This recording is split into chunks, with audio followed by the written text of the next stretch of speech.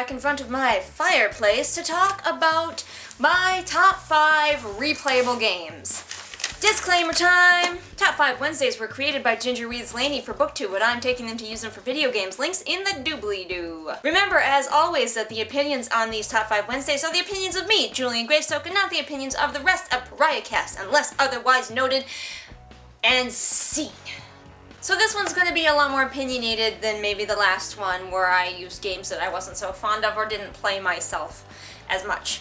But obviously, since these are replayable games, they're ones that I have played and then chosen to replay.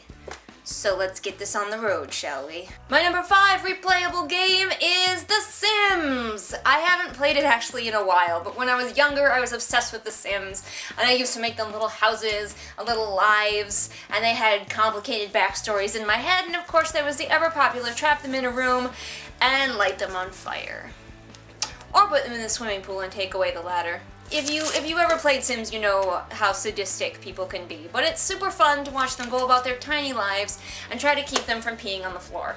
Number 4 in my top replayable games is Chrono Cross. Yeah, weird. That just came out of nowhere, but I have been playing Chrono Cross for a very long time. Got it when I was younger for the PlayStation, and I still like to pick it up and replay it from time to time, even though the graphics on my TV are not that great.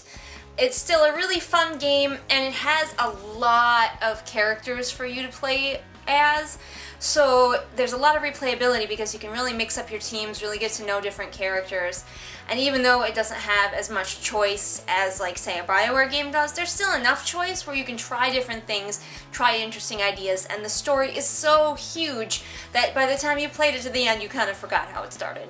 My number 3 replayable game is actually kind of 2 games. I'm kind of cheating. It's pretty much BioWare games, let's be honest. I replay those all the time. But specifically, I chose Dragon Age Origins and maybe Mass Effect 2 because I play Mass Effect 2 all the time. But Dragon Age Origins especially because it does have the different origins that you can play through, and a lot of people play through the game many times for those origins. Even though you could just play through the origin part, nobody does that. Who does that?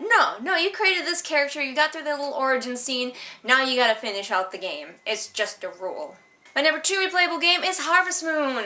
Some of you may know that I'm a little bit of a Harvest Moon addict, which is super weird because it's really not a lot like any of the other games that I play, but I still love Harvest Moon, and it's super replayable because there's different people you can marry, different animals you can raise, ways you can design your farm differently, and plus, it's just a sweet little story that just warms your heart to replay it. It's like rereading a favorite book. It's my comfort game that I go back to. And my number 1 replayable game is Pokemon! Like any of the Pokemon games.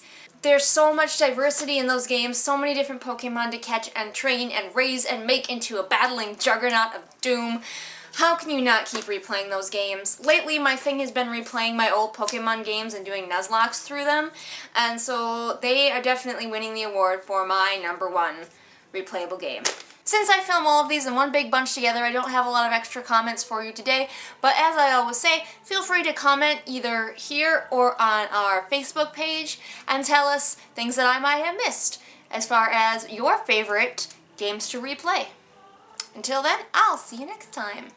Bye!